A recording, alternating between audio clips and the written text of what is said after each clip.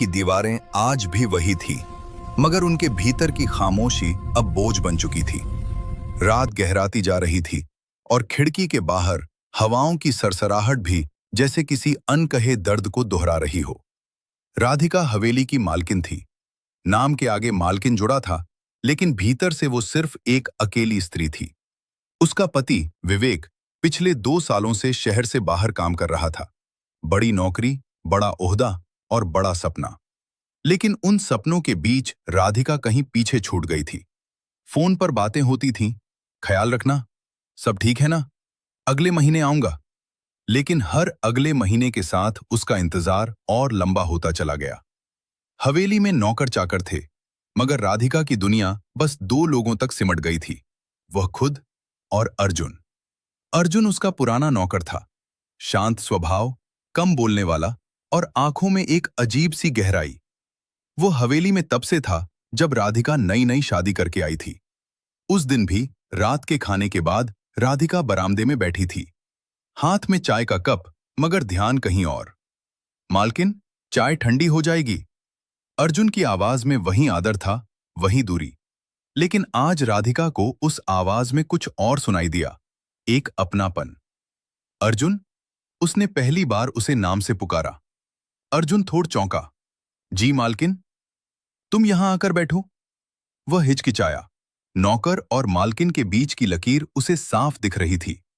लेकिन राधिका की आंखों में आज एक अजीब थकान थी, ऐसी थकान जो सिर्फ शरीर की नहीं होती। डरो मत, राधिका ने धीमे से कहा, आज बस बात करनी है। अर्जुन सामने की कुर्सी पर बैठ गया, नजरें झुकी हुईं। कुछ पल तक सिर्फ खामोशी रही। फिर राधिका बोल पड़ी, क्या तुम्हें कभी अकेलापन महसूस हुआ है अर्जुन? अर्जुन ने सिर उठाया। मालकिन, अकेलापन तो हर किसी को होता है। राधिका हल्की सी मुस्कुराई। फर्क बस इतना है कि कुछ लोग उसे बांट लेते हैं और कुछ लोग उसे अंदर ही अंदर पीते रहते हैं। उसकी आवाज भर्रा गई। अर्जुन कुछ कहना चाहता था, मगर शब्द नहीं मिले। विवेक अच्छा इंसान है, राधिका आगे बोली, लेकिन वह यह नहीं समझ पाया कि एक घर सिर्फ दीवारों से नहीं बनता। उसकी आंखें नम थीं। अर्जुन ने पहली बार महसूस किया कि उसके सामने बैठी औरत सिर्फ मालकिन नहीं, एक टूटती हुई पत्नी है।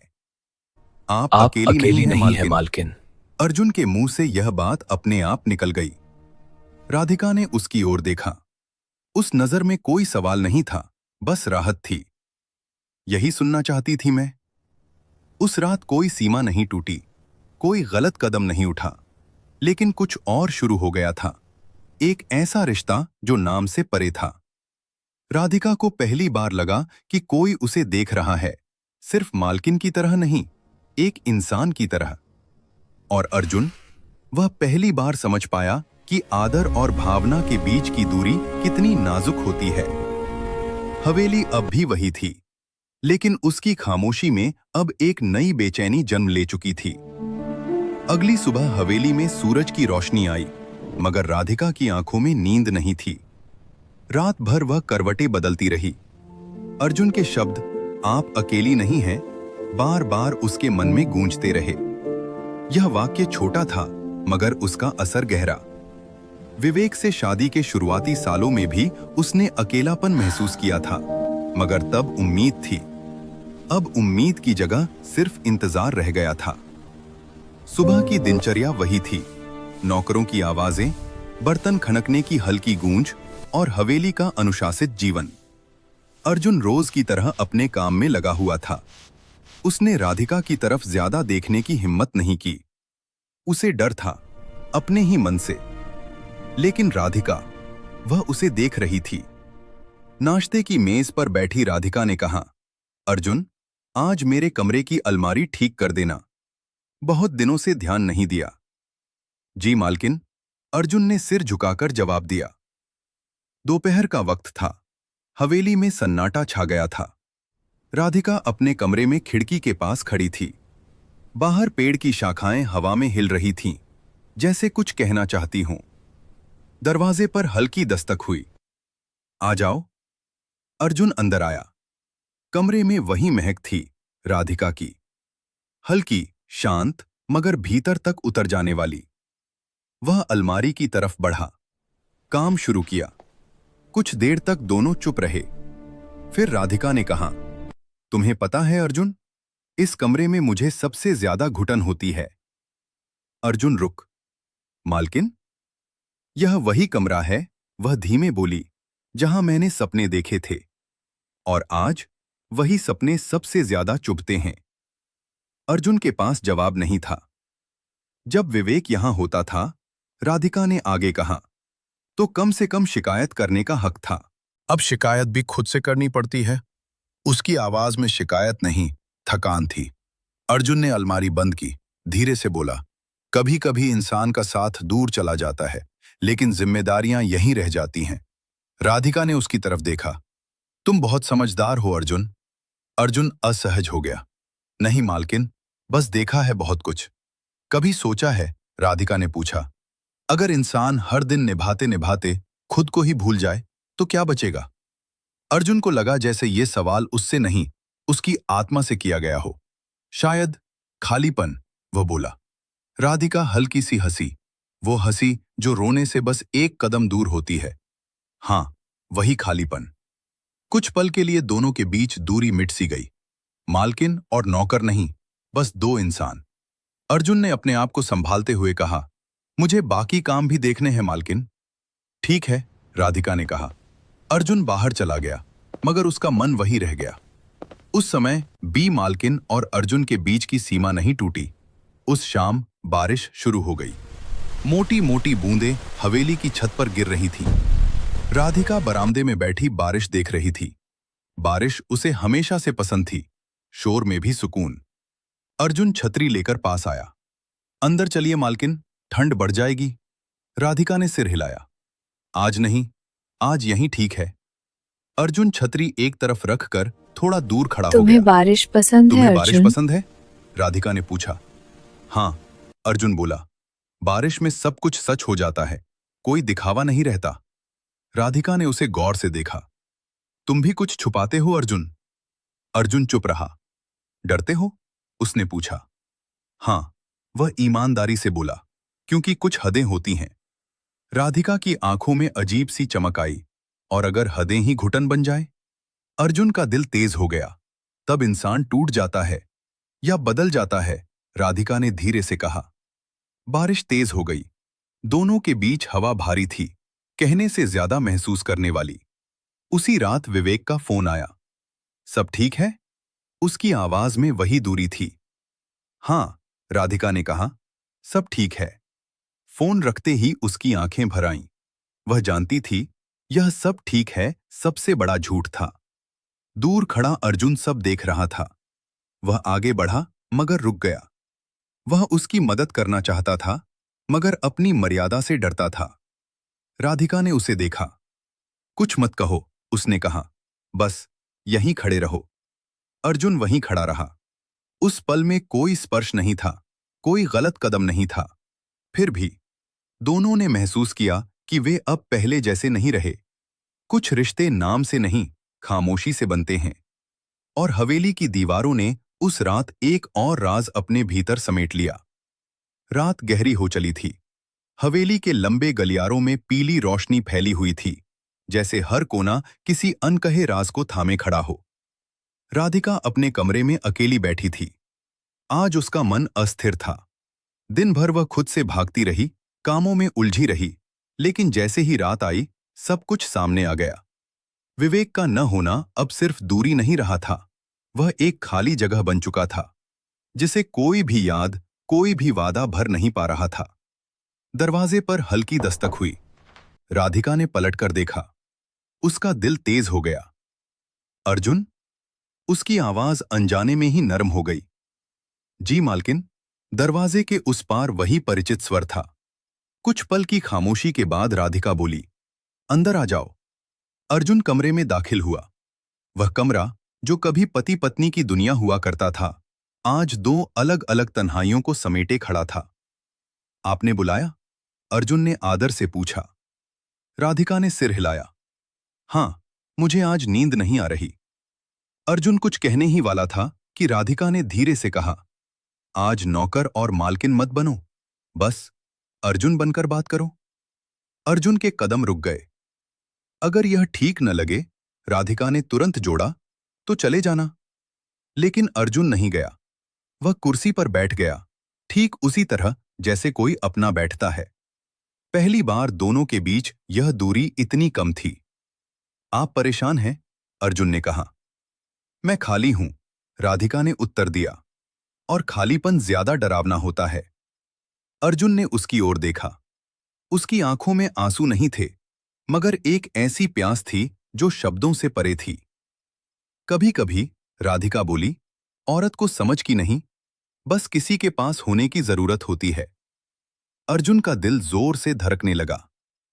मैं जानता हूं, वह धीमे बोला, लेकिन कुछ रिश्ते रिश्ते तब टूटते हैं, राधिका ने उसकी बात काटी, जब उन्हें महसूस करना छोड़ दिया जाता है। कमरे में फिर खामोशी छा गई।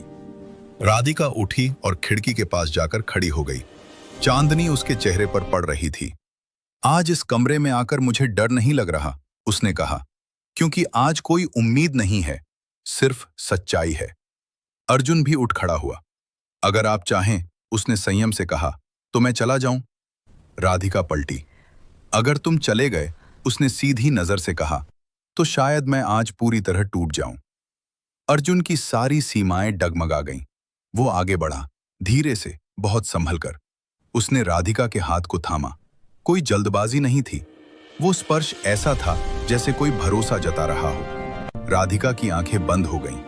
उस पल में कोई शब्द नहीं बोले गए, मगर दोनों जान रहे थे, ये वही अपनापन था जो पति पत्नी के बीच होता है, जब वे बिना कहे एक दूसरे को समझ लेते हैं। अर्जुन ने उसका हाथ नहीं छोड़ा, राधिका ने भी नहीं खींचा। वे पलंग पर आकर बैठ गए, एक दूसरे के इतने करीब कि सांसों की आवाज सुनाई दे रही थी। राधिका ने सिर झुका लिया। अर्जुन ने उसका साथ दिया, जैसे कोई साथी देता है, कोई जिम्मेदार इंसान देता है। उस रात उन्होंने कोई सीमा शब्दों में नहीं तोड़ी, लेकिन भावनाओं में सब कुछ बदल गया। वे एक दूसरे के साथ बैठे रहे, बातें की, छोटी छोटी घरेलू बातें। विवेक को यह कमरा बहुत पसंद था, राधिका ने कहा। और आपको? अर्जुन ने पूछा। मुझे आज पहली बार यह कमरा अपना लग रहा है, वो बोली। अर्जुन ने कुछ नहीं कहा। उसने बस उस पल को स्वीकार किया। कोई जल्दबाजी नहीं, कोई दिखावा नहीं, सिर्फ साथ। सुबह की पहली रोशनी खिड़की से अंदर आई। राधिका की आंख खुली। उसने अर्जुन को देखा, शांत, स्थिर। उसके दिल में डर भी था और सुकून भी। वो जानती थी, अब पीछे लौटना आसान नहीं होगा। अर्जुन भी जाग गया। उसकी आंखों में पछतावा नहीं था, मगर जिम्मेदारी थी। ये जो हुआ, राधिका ने कहना चाहा। मैं समझता हूं, अर्जुन ने कहा, और मैं भागूंगा नहीं। राधिका ने पहली बार सुकून की सांस ली। हवेली जाग रही थी, दुनिया वही थी, मगर उस कमरे में अब दो ऐसे लोग थे जो जानते थे, कुछ रिश्ते कागजों से नहीं, रातों की खामोशी से बनते हैं। सुबह की हलचल धीरे धीरे हवेली में फैल चुकी थी। रसोई से आती आवाजें, दरवाजों का खुलना बंद होना, सब कुछ सामान्य था। लेकिन राधिका के भीतर कुछ भी सामान्य नहीं था। वो खिड़की के पास खड़ी बाहर देख रही थी। पेड़, रास्ता, वही पुरानी दुनिया, मगर उसकी नजर में सब कुछ बदला हुआ था। पीछे अर्जुन खड़ा था। आज उसके चेहरे पर वही शांति नहीं थी जो आम दिनों में होती थी। आज उसमें एक जिम्मेदारी थी और डर भी। अर्जुन, राधिका ने बिना पीछे देखे कहा, आज के बाद कुछ भी आसान नहीं रहेगा। मैं जानता हूं, अर्जुन ने जवाब दिया, लेकिन मैं पीछे हटने भी नहीं वाला। राधिका पलटी। उसकी आंखों में सवाल थे। क्या तुम समझते हो कि हमने क्या किया? हां, अर्जुन ने सीधा कहा। हमने किसी की जगह लेने की कोशिश नहीं की। हमने बस अपनी टूटन को थामने की कोशिश की। राधिका की आंखें भर आईं। समाज इसे क्या कहेगा? उसने पूछा। समाज हमेशा नाम ढूंढता है, अर्जुन बोला, लेकिन दिलों की हालत नहीं समझता। कुछ देर की चुप्पी के बाद राधिका ने गहरी सांस ली। आज विवेक आ रहा है। ये सुनते ही अर्जुन का चेहरा सख्त हो गया। उसने कल रात फोन किया था, राधिका बोली। कह रहा था अचानक छुट्टी मिली है। कमरे की हवा भारी हो गई। आप चाहें, अर्जुन ने संयम से कहा, तो मैं दूरी बना लूंगा। राधिका ने सिर हिलाया। नहीं, आज नहीं, आज सब सच के साथ खड़ा होगा। दोपहर होते होते विवेक आ पहुंचा। वो थका हुआ था, लेकिन चेहरे पर वही आत्मविश्वास, जैसे सब कुछ उसके नियंत्रण में हो। राधिका, उसने मुस्कुराते हुए कहा, सब ठीक है ना? राधिका ने उसकी आंखों में देखा। पहली बार उसे एहसास हुआ वो कब का उससे दूर जा चुका था। बैठो, उसने कहा, हमें बात करनी है। विवेक चौंका। क्या हुआ? अर्जुन कमरे के बाहर खड़ा था। वो जानता था ये लड़ाई उसकी मौजूदगी में नहीं लड़ी जा सकती। राधिका ने धीमे लेकिन साफ शब्दों में कहा, तुम्हारी गैर मौजूदगी ने मुझे अकेला कर दिया विवेक। मैंने कई बार कहा, मगर तुमने सुना नहीं। विवेक ने सफाई देनी चाहिए। नौकरी, जिम्मेदारियां। मैं समझती हूं, राधिका ने कहा, लेकिन समझे जाने की जरूरत मुझे भी थी। कमरे में सन्नाटा छा गया। क्या कोई और है? विवेक ने अचानक पूछा। राधिका ने झूठ नहीं बोला। उसने बस कहा, कोई ऐसा है जिसने मुझे सुना। विवेक ने उसकी तरफ देखा। पहली बार उसे एहसास हुआ कि उसने क्या खो दिया है। तो अब? उसने भारी आवाज में पूछा। अब मुझे फैसला लेना है, राधिका बोली, कि मैं दिखावे की जिंदगी जीऊं या सच्ची। शाम को अर्जुन को बुलाया गया। विवेक ने उसे देखा, एक नौकर की तरह नहीं, एक सच्चाई की तरह। तुम जानते थे? विवेक ने पूछा। अर्जुन ने सिर झुका लिया। मैंने कभी आपकी जगह लेने की कोशिश नहीं की, लेकिन तुम वहीं खड़े थे, विवेक बोला। क्योंकि वह अकेली थीं, अर्जुन ने शांत स्वर में कहा, और कोई भी इंसान अकेले नहीं रह सकता। विवेक के पास कोई जवाब नहीं था। उस रात फैसला हुआ, बिना शोर, बिना तमाशे के। विवेक ने अलग होने का रास्ता चुना। शायद अपराध बोध में, शायद समझ में, और विवेक सब कुछ राधिका के पास छोड़कर वहां से चला गया। कुछ महीने बीत गए। हवेली वैसी ही थी, लेकिन अब उसमें डर नहीं था। राधिका ने समाज की बातें सुनी, नजरें झेली, फुसफुसाहटें भी। लेकिन पहली बार वह खुद से झूठ नहीं बोल रही थी। अर्जुन ने नौकरी छोड़ने का फैसला किया। लोग कुछ और सोचेंगे, उसने कहा। लोग वैसे भी सोचते हैं, राधिका ने हल्की मुस्कान के साथ कहा। तुम रुको, इंसान बनकर। अर्जुन रुक गया। उनका रिश्ता अब नाम से नहीं, समझ से चलता था। वे साथ रहते, बातें करते, चाय पीते, एक दूसरे का दिन सुनते। एक शाम राधिका ने कहा, मैंने बहुत देर से जीना शुरू किया है। अर्जुन ने जवाब दिया, लेकिन अब सच्चा। हवेली की दीवारें अब खामोश नहीं थीं। वे गवाह थीं कि कुछ रिश्ते गलती से नहीं, जरूरत से जन्म लेते हैं। और राधिका जानती थी, उसने अपनी प्यास किसी से नहीं, जिंदगी से बुझाई है। दोस्तों, इस कहानी की सीख यही है कि अकेलापन अगर संवाद से ना भरे तो वो रिश्तों को तोड़ देता है। और सच्चा साहस किसी और का हाथ थामने में नहीं, बल्कि खुद को समझने और सही रास्ता चुनने में होता है। तो दोस्तों, अगर आपको ये वीडियो अच्छी लगी हो तो वीडियो को एक लाइक करके हमें कमेंट में जरूर बताएं। और वीडियो को अपने सभी दोस्तों को शेयर कर दें, ताकि वो भी इस वीडियो का आनंद ले सके। और ऐसी ही वीडियो देखने के लिए हमारे चैनल द हरमन वॉइस को सब्सक्राइब कर लें, ताकि अगली वीडियो सबसे पहले आपके पास पहुंच जाए। तो दोस्तों, चलिए मिलते हैं अगली वीडियो में। तब तक के लिए धन्यवाद।